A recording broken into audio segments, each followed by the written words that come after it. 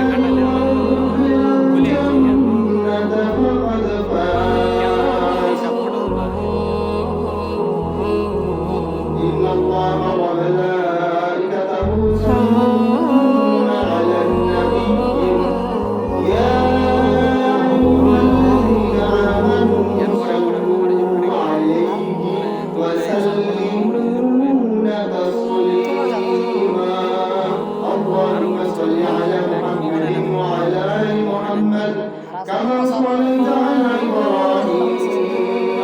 وعلى آل إبراهيم إنك حميد مجيد اللهم بارك على محمد وعلى آل محمد كما باركت على إبراهيم وعلى آل إبراهيم إنك حميد مجيد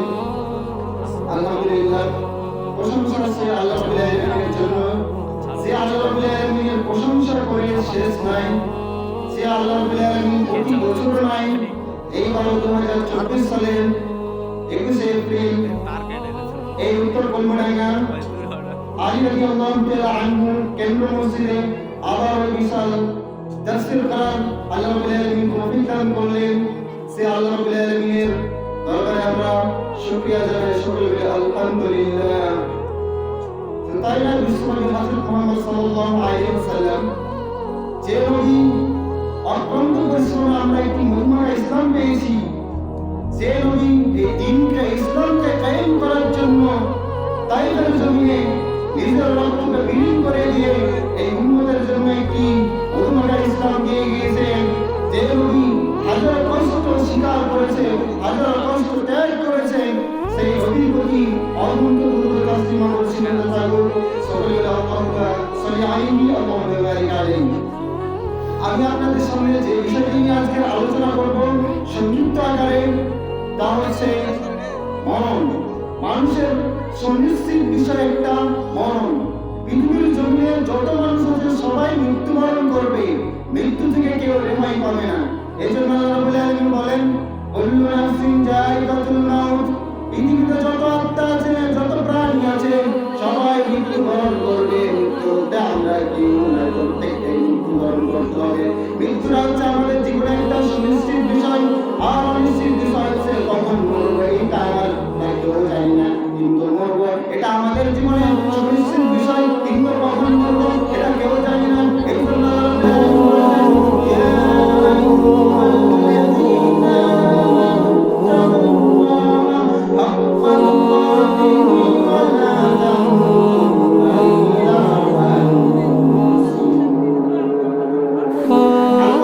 সুন্দর করে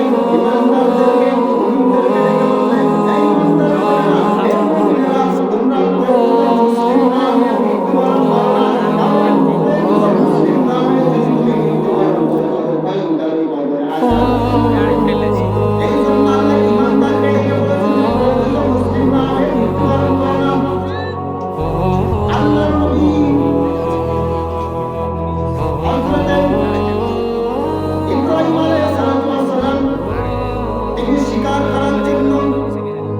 ঘোড়ার পিঠের উপর বহন করে তিনি চলতেছে জঙ্গলের দিকে। হঠাৎ আল্লাহর পক্ষ থেকে ইব্রাহিম নবীকে জানিয়ে দেওয়া হলো, ইব্রাহিম তুমি সুন্নাতে খাতনা করো। ইব্রাহিম যখন আওয়াজটা পেলেন তিনি ঘোড়া থেকে নেমে গেলেন এবং তিনটা পাথর খুঁজলেন। পাথর খোঁজার পর একটা পাথর নিচে রাখলেন, আরেকটা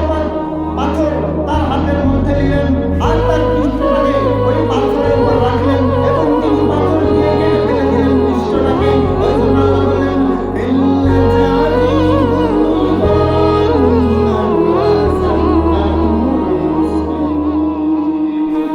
ইব্রাহিম জাতি পিতা তোমাদের নামকরণ করেছেন মুসলমান, মুসলিম।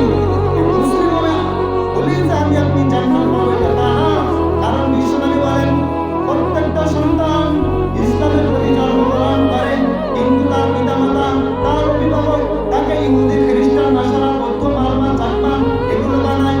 তার পিতামাতা তার অভিভাবক ইহুদি খ্রিস্টান নাসারা বৌদ্ধ মারমা চাকমা এগুলো বানায়। কারণ বিশ্বনবী বলেছেন প্রত্যেকটা শিশু ইসলামের প্রতি জন্মগ্রহণ করে। তাই আপনি আমি মুসলমানের ঘরে জন্মগ্রহণ করলে যে জান্নাত পাবো বিষয়টা এমন নয়। কারণ আল্লাহ রাব্বুল আলামিন বলেছেন আল্লাযী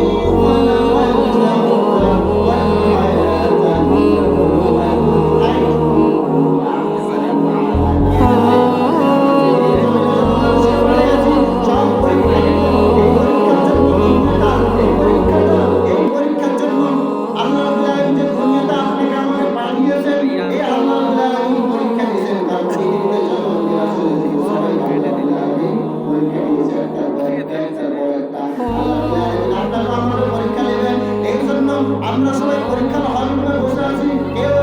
বাইরে নয়। এই জন্য বিশ্বনবী হাদিসের মধ্যে বলেন আন আবি হুরায়রা রাদিয়াল্লাহু তাআলা আনহু قال قال رسول الله صلى الله عليه وسلم أكثر ذكرها ذي اللذات المعون আবু হুরায়রা রাদিয়াল্লাহু তাআলা আনহু বলেন আল্লাহর নবী আল্লাহর হাবিব সাল্লাল্লাহু আলাইহি ওয়াসাল্লাম বলেছেন তোমরা এমন একটা জিনিসকে বেশি বেশি স্মরণ করো যে জিনিসটা মানুষের আশা আকাঙ্ক্ষাকে মুছে ফেলে দেয়, কেটে ফেলে দেয়, তা হচ্ছে মরণ। কারণ আপনার টাকা পয়সা ধন সম্পদ যতই থাকুক না কেন, আপনি যদি মনে করেন সামনে মাসে আমি 10 তলা বিল্ডিং করবো, এই যে টাকা পয়সা নিয়ে আপনার একটা গর্ব, যখন আপনার মৃত্যু চলে আসবেন সবে আশা আকাঙ্ক্ষা মুছে গেল, আশা আকাঙ্ক্ষা কেটে গেল। এইভাবে কত মানুষের আশা আকাঙ্ক্ষা থাকে, কিন্তু মৃত্যু আসলে সবাই তার পূর্ণ করে দেয়। মৃত্যু আসলে তা আকাঙ্ক্ষা করে থেকে গেল। এই জন্য বিশ্বনবী সব সাহাবাদেরকে নিয়ে বসা আছেন আর বলছে তোমরা কি জানো মানুষের চাওয়াটা দেওয়া হয়েছে দীর্ঘ এবং তার হায়াতটা দেওয়া হয়েছে খাটো, মানুষের চাওয়াটা দেওয়া হয়েছে এবং তার চাওয়াটা দেওয়া হয়েছে লম্বা এবং তার হায়াতটাকে দেওয়া হয়েছে খাটো। এই জন্য তারা কোনোদিনও এই যে আপনার চাওয়া পাওয়া কোনোদিনও পূর্ণ করতে পারবে না। এই জন্য আল্লাহ বলেন লিকুল্লি